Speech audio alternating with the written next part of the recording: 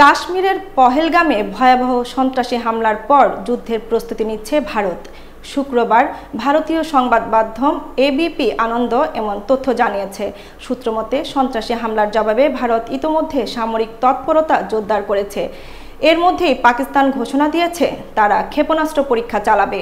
24 থেকে 26 এপ্রিলের মধ্যে করাচি উপকূলের কাছে নিজেদের এক্সক্লুসিভ ইকোনমিক জোনে এই পরীক্ষা চালাবে বলে বিজ্ঞপ্তিও দিয়েছে ইসলামাবাদ। ভারতের পক্ষেও পাল্টা প্রস্তুতি শুরু হয়েছে।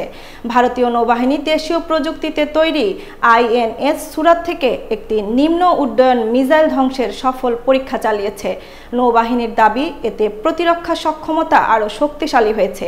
এদিকে পাকিস্তানের উপপ্রধানমন্ত্রী ও পররাষ্ট্রমন্ত্রী ইসাক দার ভারতকে শিশুসুলভ আচরণের অভিযোগ এনে বলেছেন, আমরা ভারতকে যোগ্য জবাব দেব, সেটা কম হবে না। সামরিক উত্তেজনার পাশাপাশি কূটনৈতিক সম্পর্কও তলানিতে ঠেকেছে।